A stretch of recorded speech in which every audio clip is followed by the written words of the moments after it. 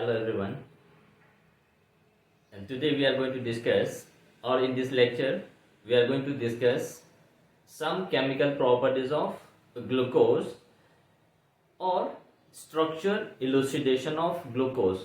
How we conclude that glucose will have these structures.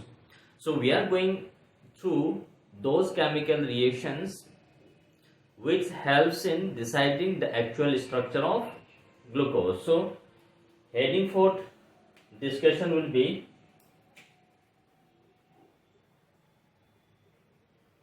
structure elucidation of glucose.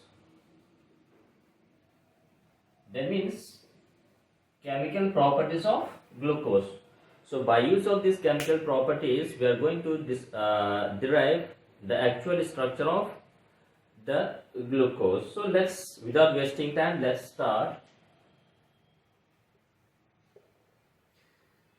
Now, as we have seen earlier, or while defining these carbohydrates, we have defined these to be polyhydroxy aldehydes or ketones. So we have to prove the presence of this aldehydic group or ketonic group as well as the polyhydroxy group.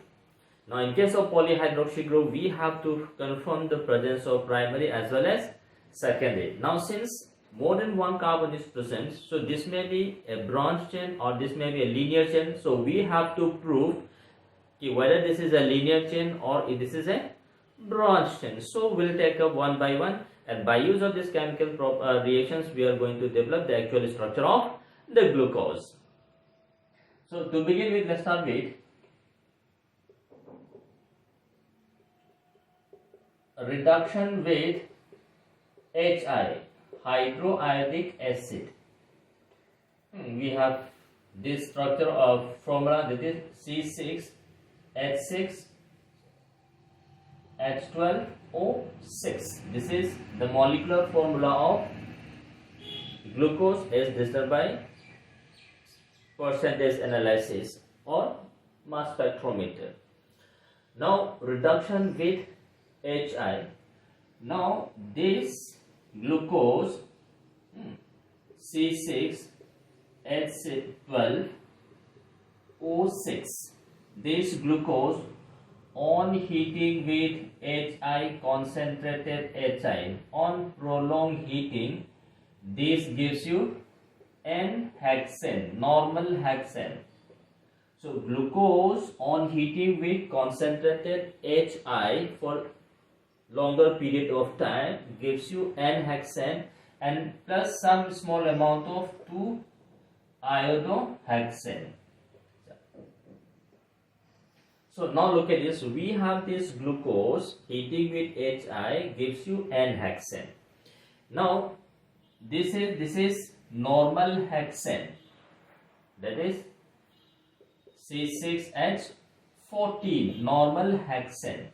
So normal hexane is, we have looked at is CH3, CH2, 4CH3. This is normal hexane and we have 2-iodohexane. Now the formation of this normal hexane proves that all the 6 carbon atoms in glucose are joined in straight line. There is no branching present in glucose molecule because the product N-hexane contains straight line, linear chain. All the carbon atoms are joined in a single linearly. So this formation of N-hexane proves that the carbon atoms, all the 6 carbon atoms in glucose are linearly bonded and no branching is present. So write down. This reaction proves that all the 6 carbon atoms in glucose are joined linearly, that is no branching is present.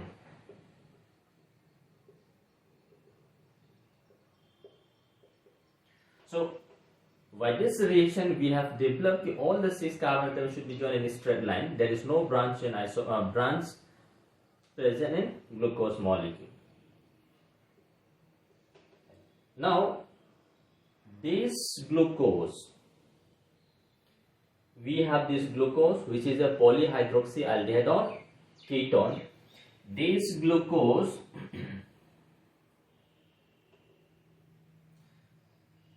on the reaction with HCl, hydrocyanic acid. So we have looked at this glucose reaction HCl, hydrocyanic acid, this forms cyanohydrin.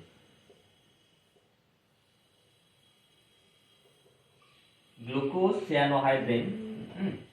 So glucose on the reaction HCl gives you glucose cyanohydrin. Similarly, glucose on the reaction with hydroxylamine NH2OH, again this gives you oxime. So glucose on reaction with hydroxylamine gives you oxime. Glucose on reaction with hydrocyanic acid gives you glucose cyanohydrin. Now this glucose on reaction with HCl and hydroxylamine gives you cyanohydrin oxime. So this reaction proves the presence of aldehyde or ketone.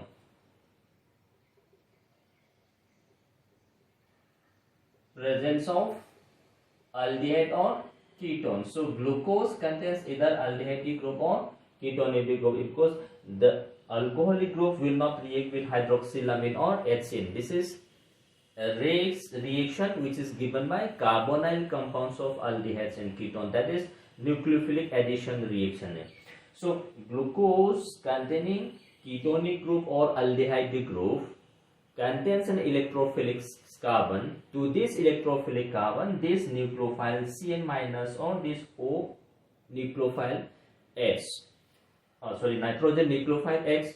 So nucleophile is attacking the glucose. That means glucose contains an electrophilic carbon. So this electrophilic carbon should be either aldehyde or ketone. But this reaction is given by both aldehydes and ketones. So we cannot differentiate whether this is aldehyde or ketone. But simply we are saying this glucose molecule on reaction with HCl gives you glucose cyanohydrin, or on reaction with hydroxylamine gives you glucose oxime. So this formation of cyanohydrin oxime proves that glucose contains either aldehyde or ketone.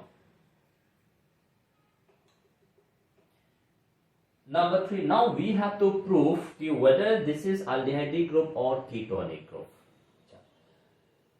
Glucose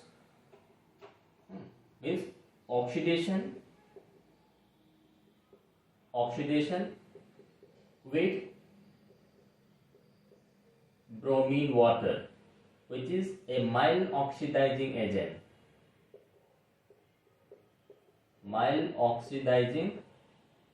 agent. So oxidation of glucose with bromine water. So we have this glucose C6H12O6. Now this glucose is oxidized with bromine dissolved in water, or we can take chlorine dissolved in water. So glucose on oxidation with bromine water, this is oxidation, mild oxidizing agent. This gives you gluconic acid.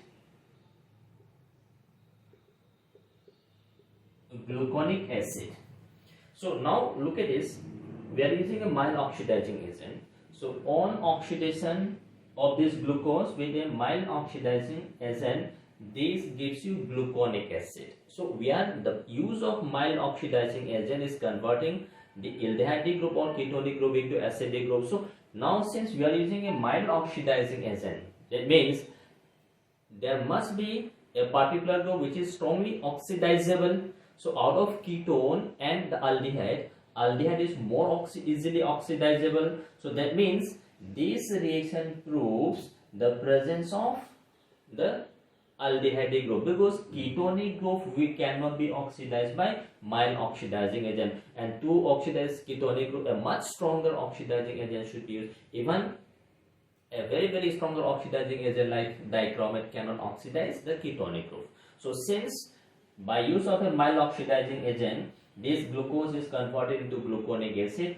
that means this glucose contains aldehydic functional group. So reaction, this confirms the presence of aldehydic functional group. So oxidation of glucose with bromine water gives you gluconic acid, and this formation of gluconic acid confirms the presence of aldehydic groups. So the group, carbonyl group present in glucose is nothing but aldehyde. This cannot be ketone. But whereas in the second reaction, this could be either aldehyde or ketone, but this oxidation with mild oxidizing agent gives you gluconic acid, which is nothing but aldehyde group. Now, if a stronger oxidizing agent is used, that is oxidation with concentrated niacin, which is a strong oxidizing agent. Strong oxidizing agent. Now, glucose on oxidation with strong oxidizing agent C6H12O6, oxidation with concentrated nitric acid, this is also oxidation. Glucose on oxidation with concentrated nitric acid gives you glucaric acid. Glucaric acid. So now look at this. Glucose on oxidation with nitric acid, aldehyde will also be oxidized.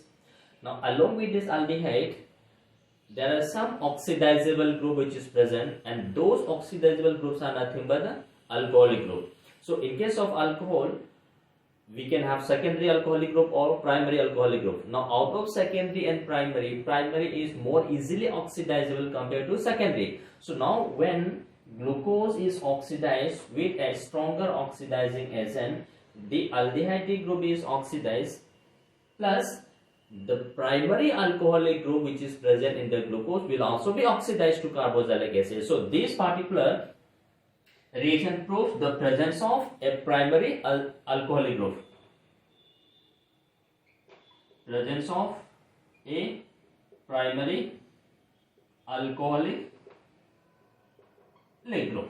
That means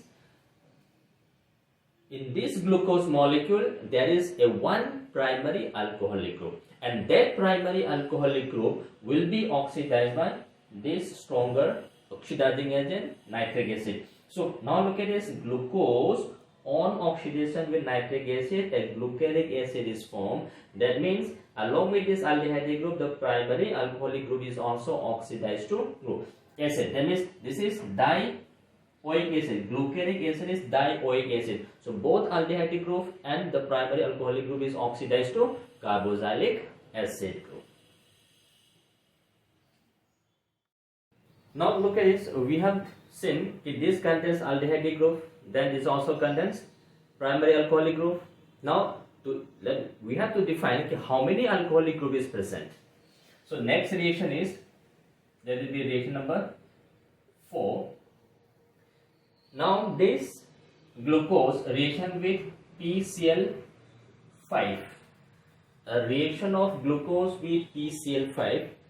So we have, look at this, glucose C6H12O6, glucose reacts with PCl5, when this gives you glucose pentachloride,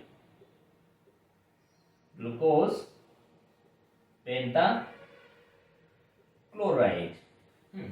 So glucose on reaction with PCl5 gives you glucose pentachloride. That means 5Cl molecule is introduced into the glucose molecule when one molecule of glucose reacts with 1 mole of PCl5. So 5Cl molecule is introduced. So introduction of 5Cl molecule in glucose when glucose is made to react with PCl5, this indicates the presence of 5 OH groups in glucose, because this is a reaction of alcohol with PCl5. So alcohol reacts with PCl5 to give you alkyl chloride. In the same way, the alcoholic group reacts with PCl5 to give you chloride. So this reaction confirms the presence of 5OH group.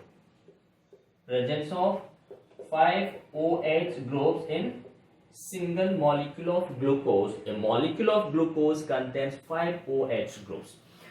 Why? Because this is a reaction of alcohol with PCl5. Alcohol reacts with PCl5 to give alkyl chloride. In the same way, all the alcoholic group present in glucose will undergo reaction with PCl5 to give you substitution reaction. So that means 5 chlorine molecule is introduced. That means the starting compound glucose contains 5 alcoholic group. Now before this we have seen that there was one primary. So out of these 5, one is primary, then the rest will be secondary alcoholic group.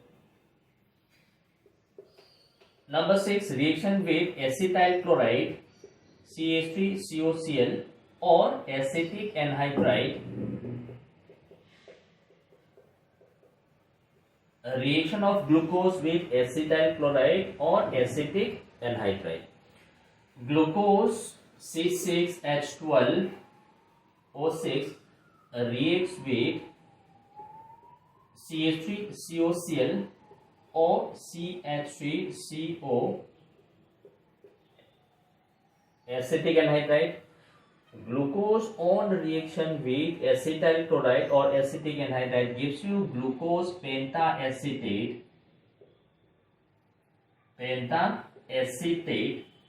and this glucose pentacetate is a stable compound. So glucose on reaction with acetyl chloride or acetic anhydride gives you a very stable glucose pentacetate. Again, now look at this. What conclusion we can draw from this reaction? This is reaction of acetyl chloride, acid derivatives. So acid derivatives gives you acetate. That means this compound must contain alcoholic group. So the alcoholic group present in glucose on the reaction with acetyl chloride acetic gives you acetate. That is esterification reaction. So the formation of glucose pentacetate, which is stable, again confirms the presence of 5 alcoholic group in glucose. 5 OH groups in glucose. So these two reaction with PCl5 and acetyl chloride or acetic anhydride confirms the presence of 5 OH groups in a molecule of glucose. Now before this we have seen glucose also contains a primary alcoholic group. So since total number of 5 OH group is present, out of this one is primary, the rest will be secondary. That means this out of these 5 OH groups, there are 4 OH group which is secondary, and the rest 1 OH group will be primary. And it was this primary alcoholic group which was oxidized by stronger oxidizing agent, that is nitric acid. So now this reaction confirms, some reaction confirms that glucose molecule, all the 6 carbon atoms are linear, that is stretching, no branching is present. Glucose, there is a possibility of aldehydes and ketone, but the reaction with bromine water confirms that glucose contains aldehyde group. Now glucose on reaction with PCl5 or this gives you pentachloride or pentacetate. So this reaction confirms the presence of 5 OH, and this OH, pentacetate or pentachloride being stable, this OH must be present in different carbon atoms. So total 5 OH group is present. Out of this 5 OH, one is primary, the rest is secondary. So confirming this, by use this, and the study carried out by Fischer, that is based on the structure of glycerol, that is DL configuration, and many studies carried out by Fischer, the configuration or the open chain structure of glucose, open chain structure of glucose, that is C6H12O6. This was given as CHO CHOH, 4 CH2OH. So look at this. This OH group, this is primary, and this 4 OH, this is secondary. This is aldehyde group. So this is the open chain structure of glucose. Now this glucose on reaction with HI, this gives you CH3, CH2, 4 CH3. So this gives you NHN. So this gives you all the carbon atoms are linearly chained. Glucose on reaction with bromine water,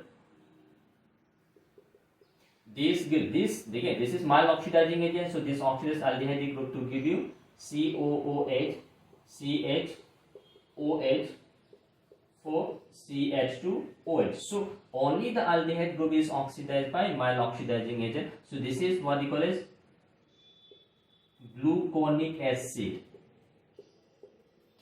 This glucose on oxidation with strong oxidizing agent like nitric acid, that is strong oxidizing agent, this on oxidation gives you glucaric acid. So both this primary and the aldehyde group, this is oxidized to carboxylic acid. So this is glucaric acid. So this primary is oxidized to carboxylic acid. Gluconic acid, this gluconic acid also changes to glucaric acid on reaction with nitric acid. So now look at this. Even we start from this gluconic acid on oxidation with concentrated nitric acid. Already look at this one is oxidized. The only possibility is this primary alcoholic group will be oxidized by nitric acid to give you glucaric acid. Now this glucose molecule reacts with HCN, reaction with HCN. This is C double bond O, so this gives you CHOHCN, that is cyanohydrin, CHOH, 4 CH2OH, that is cyanohydrin. Now this glucose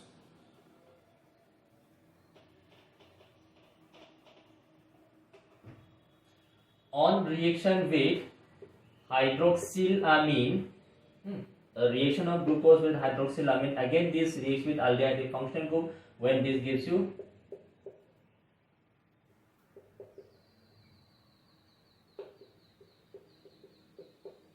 oxime, glucose oxime. Glucose on reaction with PCl5 gives you pentachloride. So the pentachloride is CHO, CHCl, 4 CH2Cl. This is the pentachloride.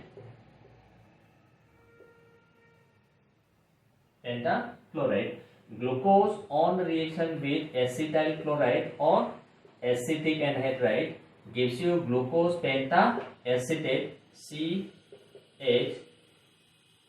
CHOCOCH3, that is acetate group.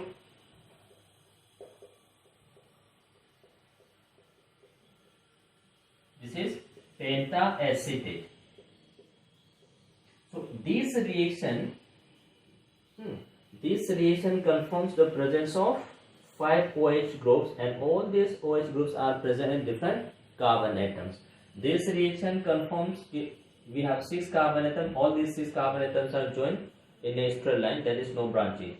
This reaction confirms we have aldehyde group. This reaction confirms we have one primary alcoholic group. These two reactions shows the presence of carbonyl group. So these are some of the properties, some of the chemical reaction by which we can develop the open chain structure.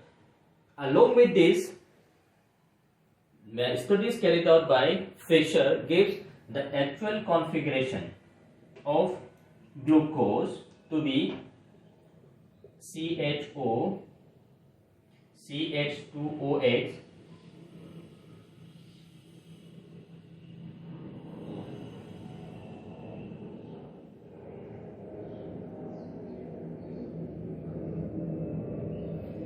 we have OH here, H, OH, H, OH, OH. This is the actual configuration of the open chain structure of glucose. So in this, OH is on the right hand side at the highest chiral center, OH is the right hand side. So we say this is D glucose, D structure. Now this D glucose is also known as dextrose, because all carbohydrates are optically active, and this D glucose rotates the plane of plane polarized light in clockwise direction. So this is dextro-rotatory, and this is also known as dextrose.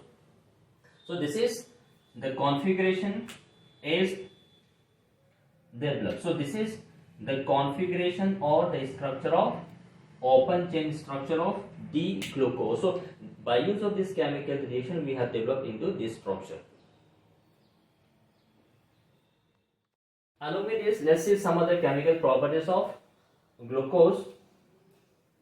So we have this glucose CHO, CHOH, 4 CH2OH. Now this glucose on reduction with sodium amalgam, a reduction of glucose with sodium amalgam gives you, look at this OH cannot be reduced. So what is to be reduced? Aldehyde group is to be reduced. So this gives you a compound known as sorbitol. Sorbitol is CH2OH, CHOH, all for CH2OH. So glucose on reduction with sodium amalgam gives you sorbitol. So this aldehyde group is reduced to alcoholic group. So if we start this sorbitol, if sorbitol is oxidized with concentrated nitric acid, this will give you again glucaric acid. If suppose this is oxidized with nitric acid, then this will give you CHOH 4 COOH COOH, that is glucaric acid. So this is 1, 2. Reduction of glucose with sodium amalgam gives you sorbitol. Then reaction with phenylhydrazine. Phenylhydrazine. This is NH2 NH benzene. This is phenylhydrazine. So glucose on reaction with this is glucose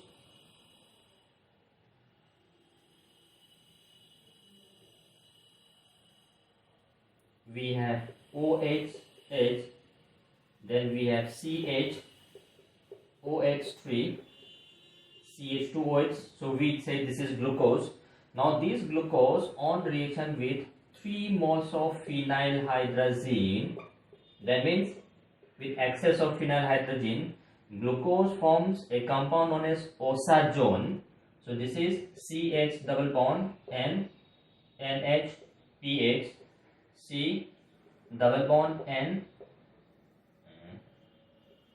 NH, PH, CH, OH3, CH2, OH plus ammonia plus aniline plus water will be formed. So this compound is known as osazone. So this glucose, 1 mole of glucose will react with 3 moles of phenylhydrazine to give you 1 mole of osazone, 1 mole of aniline, 1 mole of ammonia, and 2 moles of water will be formed. Now what is happening is this phenylhydrazine first reacts with this aldehyde group. So this is simply condensation reaction between nucleophile and electrophile. So this is nucleophile, this nucleophile attacking C double bond O. So we have this.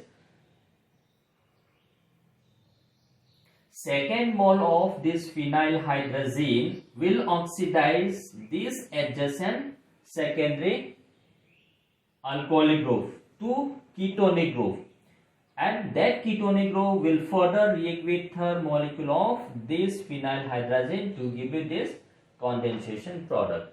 That means 1 mole of this carbohydrate, that is glucose, will always react with 3 moles of phenyl hydrazine to give you this oxygen. Now if this phenyl hydrazine can oxidize secondary, then why cannot this secondary hydrogen OH group be oxidized? The reason is this particular form is stabilized by hydrogen bond. Once this is stabilized by hydrogen, no further oxidation of the secondary alcoholic group is possible. So glucose gives you oxygen on reaction with excess of phenyl hydrazine, but 1 mole will always react with 3 moles of phenyl hydrazine. In this, 2 mole undergoes reaction with carbonyl group, and the third mole will use as an oxidation for this secondary. So let me show you the reaction here. What is happening is, so we have this CHO, CHOH, CHOH whole thrice, CH2OH. First this reacts with phenyl hydrazine NH2. So this attacking C double bond O, from this water molecule will be removed. So this CH double bond N, NH, CHOH, CHOH whole thrice, CH2OH. So the first mole. Now once this is formed, hydrazine, hydrazone is formed. This is phenyl hydrazone. This phenyl hydrazone further reacts with second molecule of phenyl hydrazine. So this phenyl hydrazine will oxidize this secondary. So this is oxidized to NNHPH. This is oxidized to ketonic group. Then we have CHOH, also CH2OH. Now this, during this, a mole of ammonia is released and a mole of phenyl, that is aniline is released. So along with this secondary OH group is oxidized to ketone. So this ketone further reacts with next molecule of phenyl hydrazine. When this group attacks this carbonyl group, when this gives you CH double bond N, NH, C double bond N, NH, PH, CHOH all thrice and CH2OH. So this is the reaction of glucose with phenyl hydrazine giving rise to oxygen. As I told you, next molecule will not oxidize this secondary OH group because this group is stabilized by intramolecular hydrogen bond. I will show you the bond here.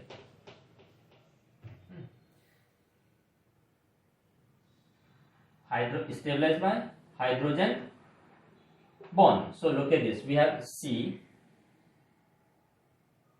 CH, N, NH, PH.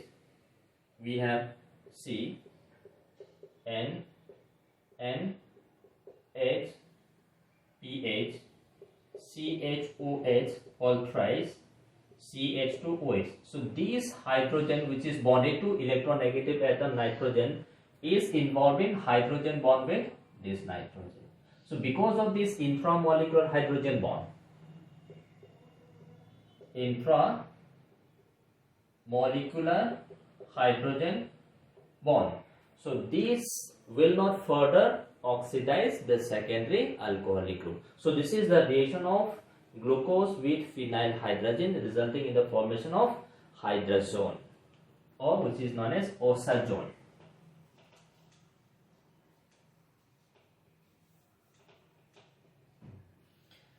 Next reaction of this glucose, that is C6H12O6 on fermentation in presence of cat yeast. Fermentation gives you ethyl alcohol. So glucose on fermentation in presence of yeast, biological enzyme, gives you ethyl alcohol. Ethyl alcohol. Glucose, this glucose C6H12O6 on heating with concentrated sulfuric acid. Glucose on heating with concentrated sulfuric acid. We know that concentrated sulfuric acid is a very strong dehydrating agent, so this will remove water molecule from glucose and this gives you carbon black. Sugar charcoal. So glucose on boiling, on heating with concentrated sulfuric acid, all water molecules will be removed and this molecule is converted into sugar charcoal. Black color sugar charcoal, and this water molecule is associated with sulfuric acid. Glucose C6H12O6 on reaction with concentrated HCl. A reaction of glucose on reaction with HCl gives you levulinic acid. Levulinic acid. So levulinic acid is CH3, C double bond O, CH2, CH2, CH3 plus formic acid is formed. So this compound is known as levulinic acid. So glucose on reaction with HCl concentrated, this gives you levulinic acid, and before this levulinic acid formation an intermediate is formed that is known as hydroxymethyl furfural. The formation of that hydroxymethyl furfural gives rise to the Mollis test for carbohydrates. So that was the intermediate. That intermediate further reacts with HCl to give you levulinic acid. Having seen some of the chemical properties which helps in defining the open chain structure of glucose, now we'll take some other chemical properties of glucose which helps in defining the cyclic structure as we have discussed earlier, that is a Hayward structure. So these are some of the reactions which helps in cyclic structure. Cyclic structure of glucose. By use of this chemical reaction we can develop that glucose also contains the cyclic structure. This cyclic structure can only describe those chemical properties. So let's take some examples here. Some chemical reaction. First reaction. This glucose on the reaction with sodium hydrogen sulfide, no reaction takes place. Now look at this. Glucose contains aldehyde group as we have proved earlier. Now aldehydes reacts with sodium bisulfide and this gives you a nucleophilic addition reaction. A white crystalline compound is used. So this reaction with sodium bisulfide is used as a test for characterization of aldehydic or ketonic group. Aldehydic or ketonic groups react with sodium bisulfide to give you white crystalline substance. So this is aldehyde or ketone reacts with sodium hydrogen sulfide when this gives you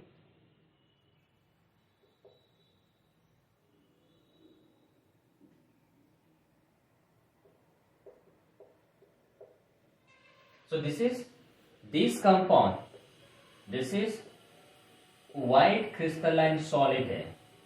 Now glucose contains aldehyde group. This glucose does not react with sodium bisulfide. So glucose is not reacting with sodium bisulfide, which otherwise reacts with aldehydes and ketones to give a white crystalline surface. So this reaction proves that the aldehyde group is not completely free in glucose. If the aldehyde group is not completely free in this glucose, that means along with this there is a possibility of cyclic structure. So this reaction says aldehyde group is not completely free. So if this is not completely free means there is cyclized product. Cyclic structure, that is hemiacetal form. So in case of this hemiacetal form, no free aldehyde group is present. Since no free aldehyde group is present, so this does not react with sodium bisulfite to give you the white crystalline solid. Number 2. Glucose pentaacetate. We have this glucose pentaacetate. We are starting with this glucose pentaacetate, which is formed by reaction of glucose with acetic anhydride or acetyl chloride. So we have this glucose pentaacetate. Now this glucose pentaacetate, if we try to react with this hydroxylamine, which was one of the reaction used to derive the presence of aldehydic or the ketonic group. Now glucose pentaacetate on reaction with hydroxylamine, no reaction takes place. Now if we have free aldehydic or ketonic group, those aldehydic or ketonic group will easily react with hydroxylamine to give you oxime. Now this glucose pentaacetate does not react with hydroxylamine. If this does not react with hydroxylamine, means again no free aldehydic group is present in glucose. If no free aldehydic group is present, that means aldehyde ED. Again, since aldehydic group is not completely free, so again this points towards the presence of hemiacetal, that is cyclic structure. Then now look at this.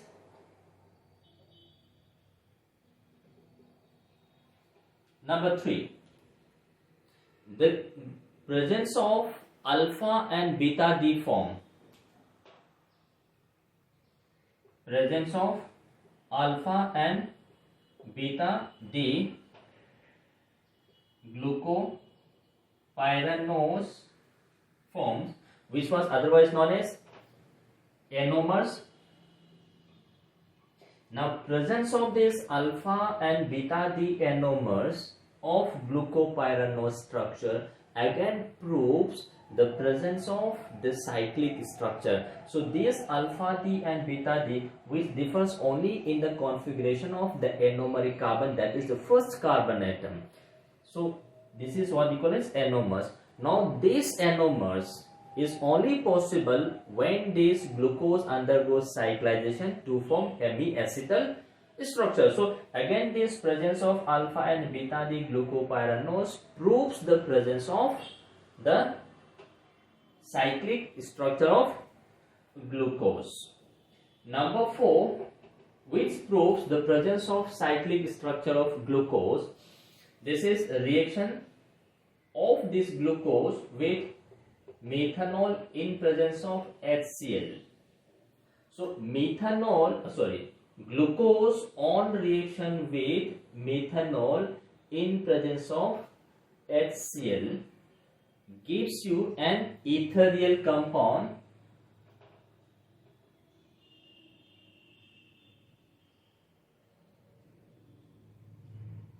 that is used for methylation only at one carbon.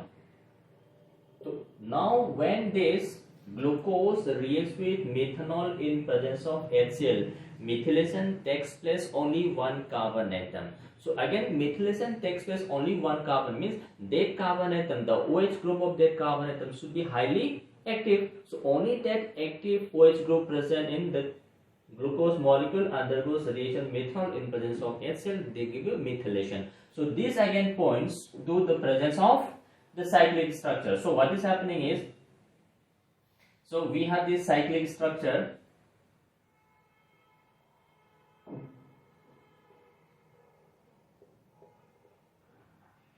This is CH2OH, H, H, OH, H, OH, OH, H. We have, look at this, either we have H or OH.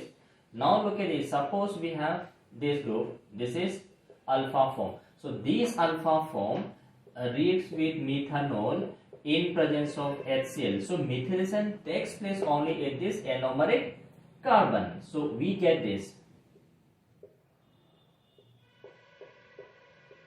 OCH3, that is ether glycosidic linkage.